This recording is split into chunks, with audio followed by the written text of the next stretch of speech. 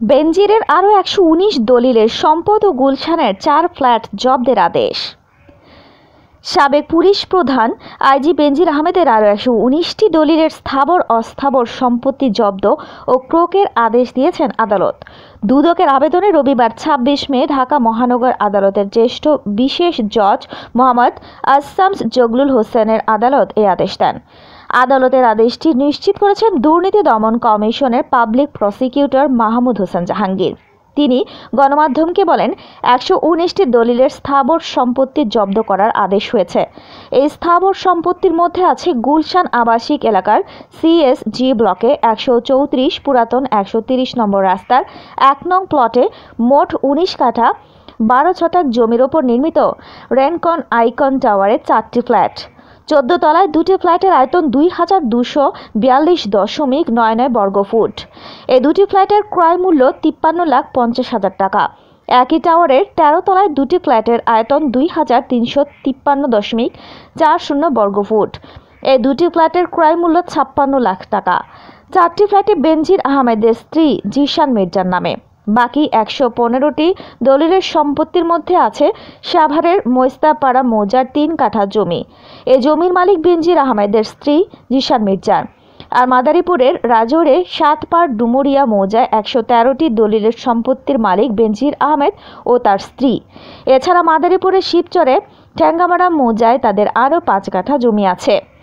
অস্থাবর সম্পদের মধ্যে সোনালী ব্যাংকের রমনা কর্পোরেট শাখায় বেনজির আহমেদের নামে ৩০ লাখ টাকার একটি সঞ্চয়পত্র, লঙ্কা সিকিউরিটিজ লিমিটেডে বেনজির আহমেদের বিও অ্যাকাউন্ট, শান্তা সিকিউরিটিজ লিমিটেডের গ্রাহক হিসেবে বেনজির আহমেদের স্ত্রী জিশান মির্জার ও দ্বিতীয় মেয়ে তাহসিন রাইসা বিনতে বেনজিরের বিও অ্যাকাউন্ট।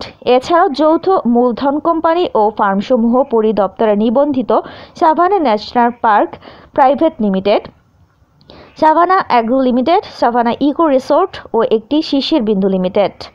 এই ৪টি প্রতিষ্ঠানেরই শতভাগ মালিক বেনজির আহমেদ ও তার পরিবারের সদস্যরা। এর বাইরে বেনজির আহমেদ ও তার পরিবারের সদস্যদের নামে ১৫টি কোম্পানির শেয়ার অবরুদ্ধ করা হয়েছে বলে জানান দুদকের আইনজীবী মাহমুদ হোসেন জাহাঙ্গীর। এর আগে গত বৃহস্পতিবার ২৩ মে বেনজির আহমেদ তার স্ত্রী সন্তানদের নামে ৮৩টি দলিলের স্থাবর সম্পদ জব্দ বা ক্রোক এবং ৩৩টি ব্যাংক হিসাব অবরুদ্ধ করার আদেশ দেন এই আদালত। ওই দিনের আদেশ পর্যালোচনা করে দেখা গেছে ৮৩টি দলিলে জমি প্রায় ১১৪ একর। এর মধ্যে বেনজিরের স্ত্রী জিশান মির্জার নামে অন্তত ৮১ একর। বেনজিরের নিজের নামে রয়েছে ৭.৬০ একর। বাকি প্রায় ২৬ একর জমি তার ৩ মেয়ে ও কয়েকজন স্বজনের নামে রয়েছে। তবে ৩৩টি ব্যাংক হিসাবে কত টাকা জমা আছে সেই হিসাব আদালতের আদেশ থেকে পাওয়া যায়নি। দুদকের আইনজীবী মাহমুদ হোসেন জাহাঙ্গীর গণমাধ্যমকে বলেন, অনুসন্ধান চলাকালে বেনজির আহমেদ কিংবা তার পরিবারের সদস্যদের নামে আরও সম্পত্তির তথ্য আসলে সেগুলোর কী করা হবে সে বিষয়ে কমিশন সিদ্ধান্ত নেবে। কমিশন যে সিদ্ধান্ত দিবে সে অনুযায়ী আমরা কাজ করব। বেনজিরের ঘরে আলাদিনের চেরাগ শিরোনামে গত ৩১ মার্চ অনুসন্ধানী প্রতিবেদন প্রকাশ করে কালের কণ্ঠ। এরপর গত ২রা এপ্রিল বনের জমিতে বেনজিরের রিসোর্ট শিরোনামে দ্বিতীয় দফার অনুসন্ধানী প্রতিবেদন প্রকাশ করা হয়। দুটি অনুসন্ধানী প্রতিবেদন প্রকাশের পর ৪ এপ্রিল দুদক চেয়ারম্যানকে চিঠি দিয়ে অনুসন্ধানের উদ্যোগ নিতে অনুরোধ করেন সুপ্রিম কোর্টের আইনজীবী সালাউদ্দিন রিগান। এতে কাজ না হয় গত ১৮ এপ্রিল আইনি নোটিশ দেন তিনি। নোটিশে স্ব-উদ্যোগে অনুসন্ধানের অনুরোধ করা হয় কমিশনের চেয়ারম্যানকে। তাতে সাড়া না পেয়ে গত ২১ এপ্রিল হাইকোর্টে রিট করেন তিনি। রিটে বেনজির আহমেদের অনিয়ম, দুর্নীতি, ক্ষমতার অপব্যবহার অনুসন্ধানে দুর্নীতি দমন কমিশনের নিষ্ক্রিয়তা চ্যালেঞ্জ করা হয়। গত ২৩ এপ্রিল এই রিট শুনানিতে ওঠে। শুনানিতে দুদকের আইনজীবী জানান, বেনজির আহমেদের বিরুদ্ধে ওঠা অভিযোগ অনুসন্ধানে কমিটি গঠন করা হয়েছে। কমিটি কাজ করছে। পরে হাইকোর্ট অনুসন্ধান কমিটিকে ২ মাসের মধ্যে অগ্রগতি প্রতিবেদন দিতে বলে আদেশ দেন।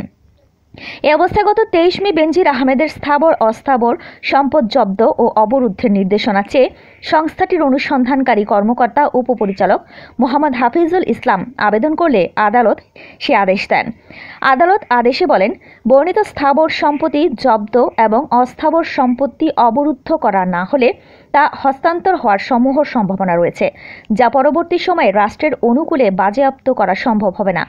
অতএব অর্থ পাচার প্রতিরোধ আইন 2012 এর 14 ধারা এবং দুর্নীতি দমন কমিশন বিধিমালা 2007 এর 18 বিধি অনুযায়ী স্থাবর সম্পদ জব্দ এবং অস্থাবর সম্পদ অবরুদ্ধ করা হলো।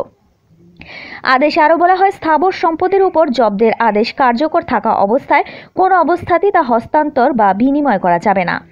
তাই আর অস্থাবর সম্পদের অবরুদ্ধের আদেশ কার্যকর থাকা অবস্থায় ব্যাংক হিসাবগুলোতে অর্থ জমা করা যাবে, কিন্তু উত্তোলন করা যাবে না।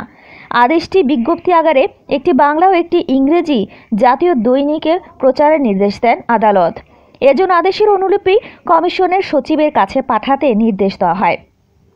এছাড়া আদেশের অনুলিপি কমিশনের সম্পদ ব্যবস্থাপনা ইউনিটের পরিচালক, বাংলাদেশ ফর্ম ও প্রকাশনা অফিসের উপপরিচালক, ঢাকা, গোপালগঞ্জ, টুঙ্গিপাড়া, কোটালীপাড়া, টেকনাফ, উখিয়ার সহকারী কমিশনার ভূমি, sub registrar, Bangladesh securities and exchange কমিশনের চেয়ারম্যান, সংশ্লিষ্ট ব্যাংকের ব্যবস্থাপনা পরিচালক ও অনুসন্ধানকারী কর্মকর্তার কাছে পাঠাতে নির্দেশ দেওয়া হয়।